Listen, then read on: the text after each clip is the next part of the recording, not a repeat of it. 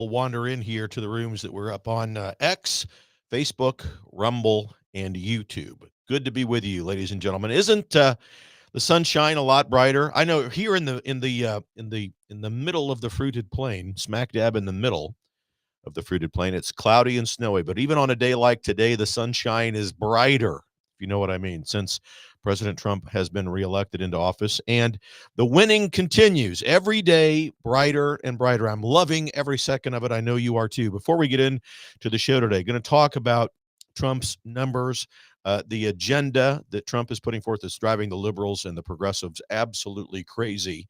And it's glorious to see every single day this stuff happen. Um, Feel free to join in the chats on Facebook, on YouTube, on X. Say hello, and on Rumble, say hello as well. We're looking at, and I think when. Oh, and by the way, a sponsor of today. I was just looking over. Yes, thank you. A note.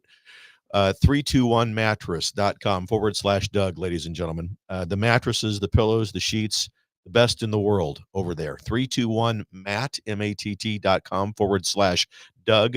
The good thing about this is that these people that own this business are friends of my family's, and they have done and created an e-commerce platform that gives you at your fingertips the ability to order the most wonderful mechanisms by which you will sleep. Sheets, mattresses, pillows, beds, all of it at amazingly fair pricing. And the best part of it all, ladies and gentlemen, 25% of every sale that they realize, 25% of the profits goes to the Special Olympics. Very special to me because my son, Michael, as many of you know, has what I call the divine chromosome, an extra 21st chromosome to be exact. Down syndrome is what they call it on the streets.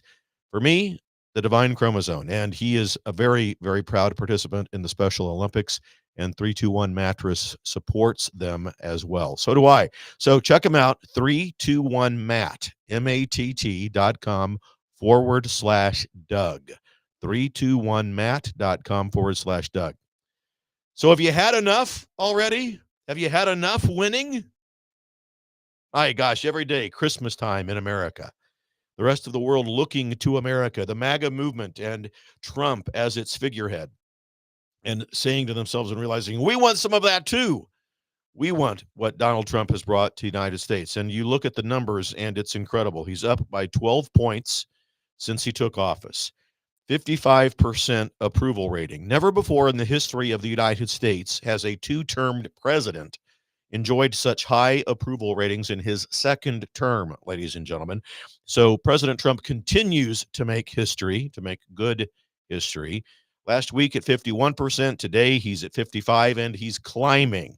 And when we get into the specific issues that Trump's agenda represents, the numbers get even better.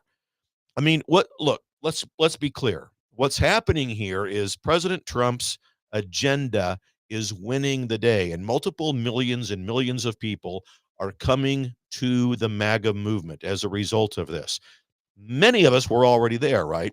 But the important news is that John and Jane Doe on the streets of America, who may have voted for Administrator Biden and Vice Pretender Harris, they are coming in to our side by the droves. So President Trump's deportation policy, just as an example, it's talking about specific reasons why he's soaring. Zachary Parsley, hello, man. Good to see you on X. What a platform that is. Thank God Elon bought that thing, man. Good to see you, Zachary. Glad you're with us. But Trump's deportation policy, the deportation of illegal immigrants, is something that Americans want.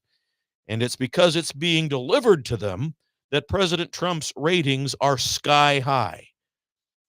Trump's cabinet, every one of the people that he's chosen has been, now look, I told you this when he announced his candidacy and began to announce his cabinet members. I told you every one of them are going to be confirmed.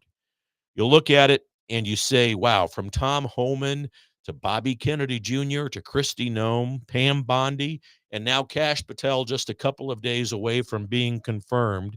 America is fully on board with what these people represent within Trump's cabinet. They're fully on board. The multiple millions of Americans who voted for it are right there. Another reason Trump's popularity is surging, Elon Musk and Doge. You're right. Doge, ladies and gentlemen. It's incredible. Ben Axley, hi. Good afternoon. Good evening. Thanks for watching over there on YouTube. I appreciate you very much. Elon Musk and Doge have caused President Trump's ratings to soar as well. Americans, by numbers that just absolutely represent the vast majority of us all, are exceedingly, I mean, that's putting it mildly, exceedingly pleased with what Elon and Doge are doing. And the things that are being uncovered, the fraud, the waste, the bureaucracy, all of it being uncovered, dismantled. That's another reason why you'll see, and you are seeing, Trump's popularity rising. What's being uncovered and dismantled, ladies and gentlemen? It's the deep state payroll structure. It's the deep state structure of fraud, of bureaucracy, of waste, corruption, and tyranny on many levels. That's what Doge is uncovering and what Elon Musk has brought to the table. And Americans are on board 1,000%. Another reason that President Trump's popularity is soaring is that he's holding other nations accountable to the protection that the United States provides them. Vice President J.D. Vance, what a guy. What I am so pleased. I was pleased the day that Trump announced him. I'm even more pleased with J.D. Vance today. But J.D. Vance, Vice President Vance, gave one of the most profound, one of the most meaningful, one of the best speeches ever given by a United States vice president over in Europe last week. And it absolutely caused the radical liberal progressive heads around the planet to explode because he told the truth.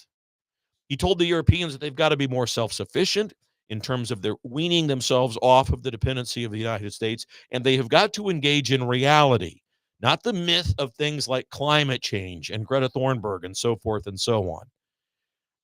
We have got to support, we are supporting it. And I could go on and on about the reasons why his popularity is soaring. Another reason that you know that his popularity is soaring is because you see, all you have to do is look at the legacy media and the liberal talking heads on social media platforms. Their heads are exploding. They can't handle it. They don't know what to do or to say. They are in the death pangs of the death of liberalism. It never ceases to amaze me, my friends. Progressives and liberals within their hierarchy, especially within the elected class, when confronted with articulate and conservative ideas, which also, by the way, and quite naturally are the truth, they cannot handle it. They don't know what to do with it. They have been totally disarmed. They have lost the high ground and they are floundering. And it's apparent that the radical left movement, not only in the United States, but around the planet, has done no credible self-evaluation as to why they are in their current predicament. In America, the radical liberal hierarchy in the elected class and the legacy media have done no credible self-reflection. You can tell, listen to what they're saying. Self-reflection as to why did we lose this? Why did we lose that election? In fact, they're doubling down on their wokeism. They're doubling down on their liberalism. They're doubling down on their kookism. They continually double down and offer no explanation because they can't as to why they lost. Now, you and I know why they lost. They lost because of their wokeism, because of their liberalism. As it turns out, the paradox is this: liberalism has in fact turned out to be the death of liberalism. Liberalism has ended, for all practical purposes, the legacy media. It does not exist anymore. You and I have conversations. You listen to this show and you get the truth and the news. You listen to others as well. But the legacy media is gone. It's dead. And on its death certificate is listed suicide. They killed themselves, ladies and gentlemen. They did it to themselves. And the reality is they have no idea. Now, there's one or two out there who every once in a while you can listen to Bill Maher, for example. And he gets it in many ways. And he'll hold his own party, the liberal side, accountable to their nonsense. James Carville, even to a degree, will say some things that make sense or at least indicate that he's reflected as to why they've lost. But for the most part, the vast majority of them don't get it. And let them double down. Let them double down on all of their nonsense. As far as I'm concerned, that's another path that we have to the presidency for J.D. Vance for a two-term in 2028 and 2032. So let them keep on doubling down. Liberalism has proven to be the end of liberalism. All of this combined with many, many other reasons, I could go on. I don't have time to go into all of them, but all of these reasons that I've mentioned here tonight are the reasons why President Trump's popularity is absolutely in a sonic boom upward. And to get specific just for a minute on a few issues, let me tell you this. Why is his popularity so high? What specifically has he done that has caused this phenomenon to happen? Well, he's got a 70% approval rating on saying something as simple and as filled with common sense as this: there are only two genders. Really? Wow. Boost of popularity. Yes, thank you. Everyone knows it. Everyone who's not plagued with intellectual immaturity or blind partisanship knows that. And President Trump signed an executive order declaring it. Popularity skyrockets. He's got a 68% approval rating. It's probably higher once you hear this category. The 68% listed approval rating on deporting illegal immigrants. It's what he was elected to do. We all want the illegal situation of immigration to be taken care of. Look, vet these illegal immigrants, put them in a camp, do whatever you have to do to vet them, secure their exit. And if they're good people, like so many of our liberal friends will tell us they are, they can get back in line and come back to America. But look, you cannot have illegal immigration. You can't have it. 65% approval rating on expanding the drilling and search for gas and oil, 65% on declaring an emergency at the southern border. So those are just a few of the specific reasons and categories by which Trump is enjoying record-breaking popularity in the United States. I'm loving every minute of it. I love even more the fact that the liberals don't understand this. Clearly, those numbers, those high rating numbers, are impressive just by themselves. Just they are standalone and notably impressive. And we MAGA conservatives, we have a lot of work to do. We've got to be honest with ourselves. We have a lot of work to do between now and the midterm to keep this momentum going, because we want to sweep the midterms. We want to grow our majority in both houses, and it's tough to do. Once a party, at least historically, once a party gains the majority in a general election, it's very difficult to maintain the majority in the midterm. So we have a lot of work to do. What do you mean by that? Well, I mean, continue your involvement, ladies and gentlemen, because it's because of you that President Trump and his agenda were put in place. Your work, wherever you live, in the county, within the state of your residence, get to work. Go to work, volunteer to be a Republican committee man, committee woman, get involved in your local level, keep the pressure on your local elected officials, and for the love of all that's good, please, in your county, in your state, anyone who wants to run for office and put an R, that means Republican in case you're from Raytown, Missouri. If you want to put an R behind your name, you've got to vet these people. Vet them, get them on the record as to where they stand on MAGA conservative issues. And then you can go to the county clerk and say, yes, this person can run as a Republican, but not until you, as a Republican committee man and woman, and your team have vetted these candidates. Look into and research and get involved in your local Republican community and do this. That's another way that we ensure continued victories. But all of these numbers are a good start. Look, this is all what I call determined patriotism. It's the hard work of it all, getting involved. I mean, this is not just electing officials. This is taking back our school boards, all of it. Liberals are famous for engaging in identity politics. And this is one of the primary reasons as to why they lost, and liberalism is abjectly failing across the planet. They always try to put one side against the other in this identity politics world that they're in. And, whether it's abortion, the liberals will rename that, of course. They don't call it abortion anymore. It's now women's reproductive rights. my friends. Yes, it's not abortion. We don't call the murder of a baby murder anymore. If you're a liberal, it's women's reproductive health rights. Well, anyway, they'll use that issue, or they'll use the LBGTQ kook movement as an issue, or they'll use transgenderism, or the myth and abject fiction of gender misappropriation. They use all of these issues to pit us one against the other. That's identity politics. And it's woke radical extremism.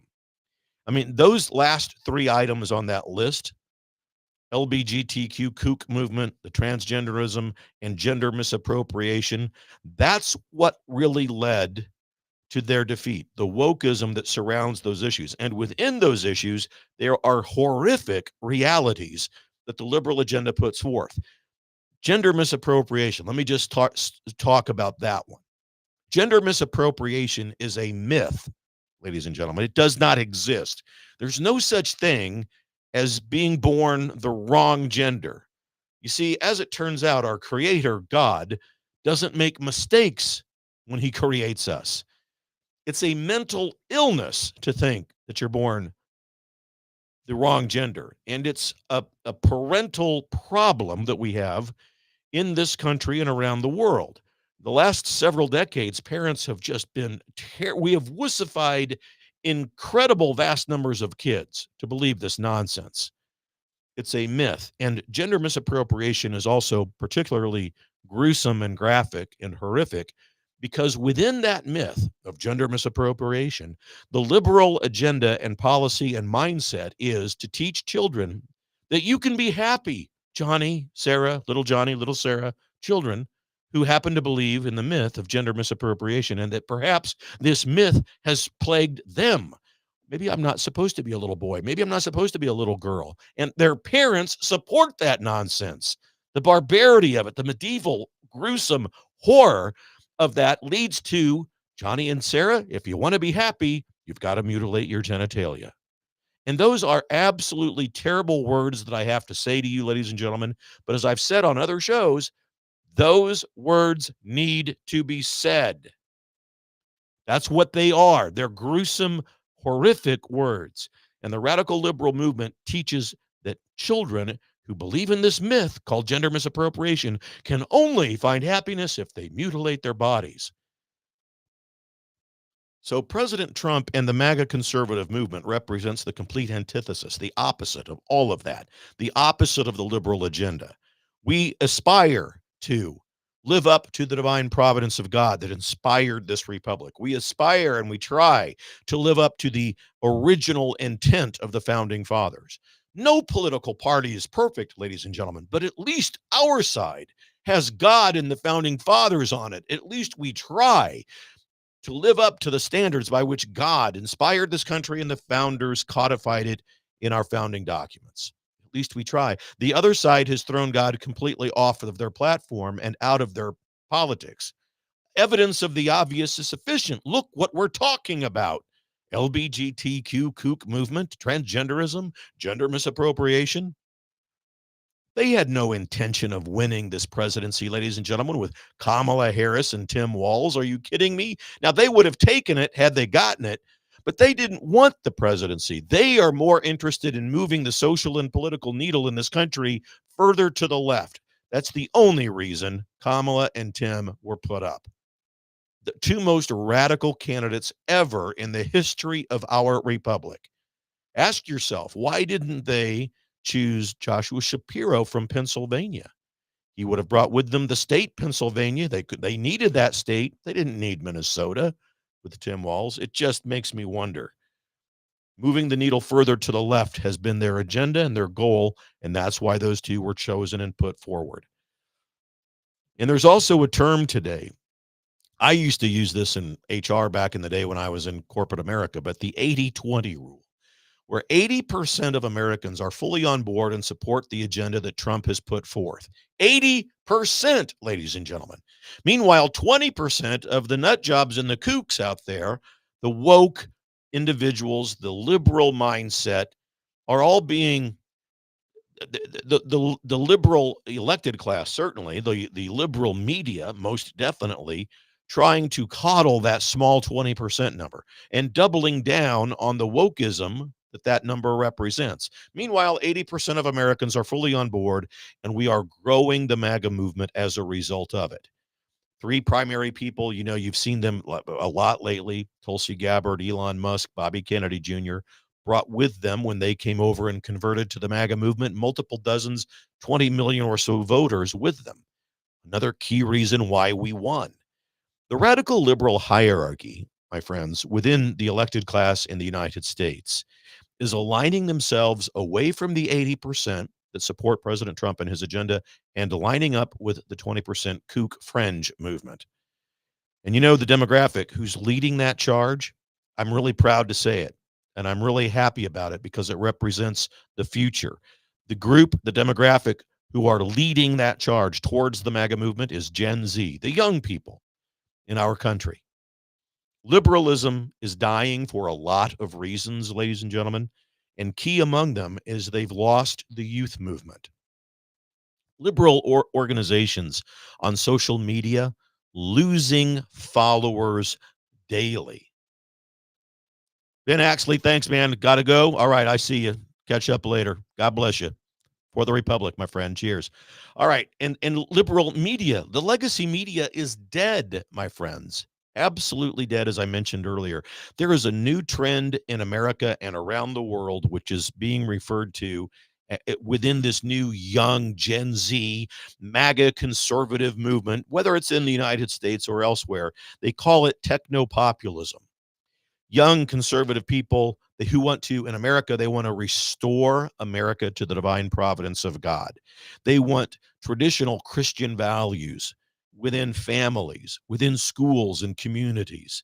They want the policies of conservatism that puts America first.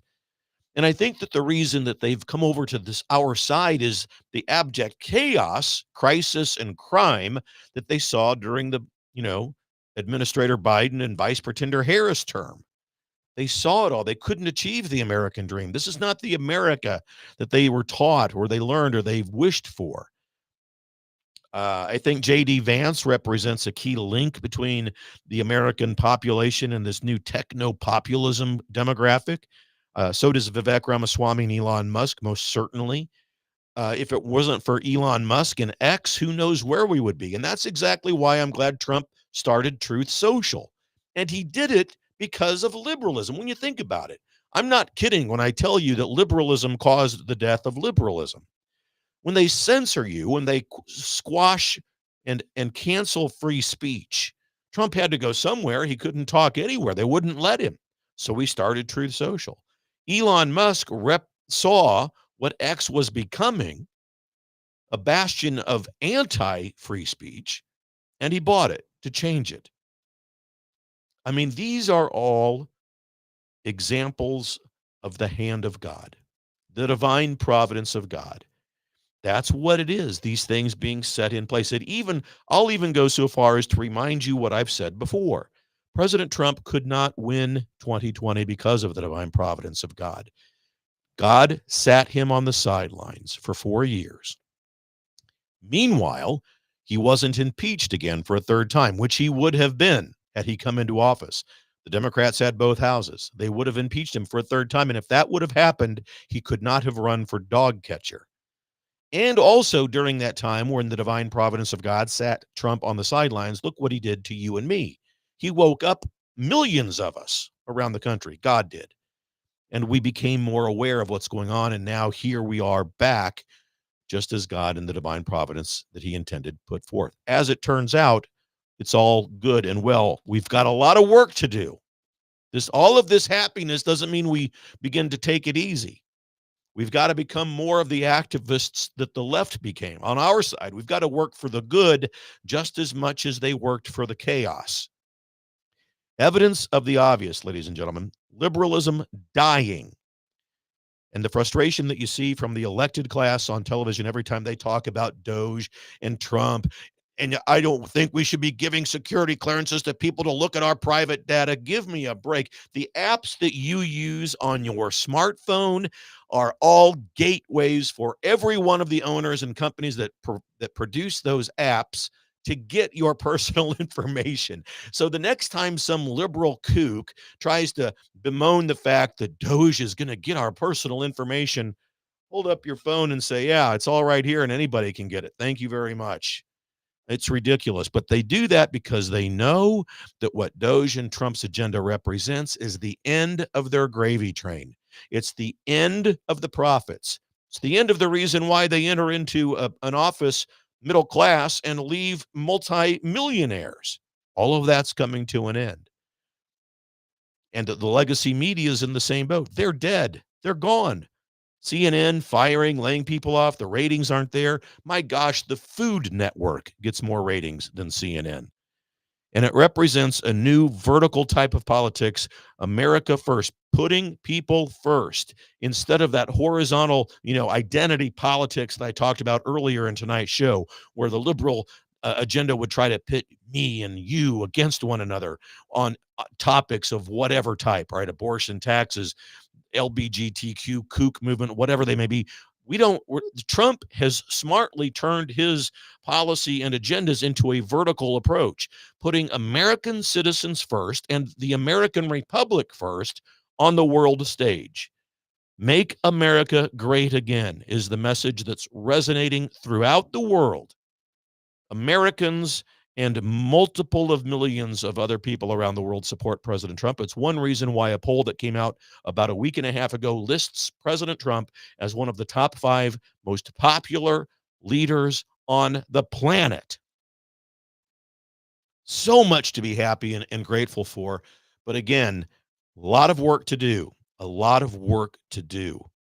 I look forward to your comments in the comments about them. Please share this video. Please share the show. Please go over to dougbillings.us, ladies and gentlemen. That's my website. I am a one-man operation, a one-man show trying to bring you truth and the kind of political commentary that I think that you deserve. And if you go to dougbillings.us, you'll see a way that you can just offer a $5 a month monthly reoccurring donation to the program so that we can continue to produce it and bring it to you. Ladies and gentlemen, it's the honor of a lifetime to be with you. This is the beginning of my 5th year doing this. February of 2021 is when I started. 5 years, and here we are. We've grown together. We've woken up together. We're going to see this thing through. God bless you, ladies. We are in this together. Don't you forget it. God bless you, ladies and gentlemen. Believe it. For the Republic. Cheers.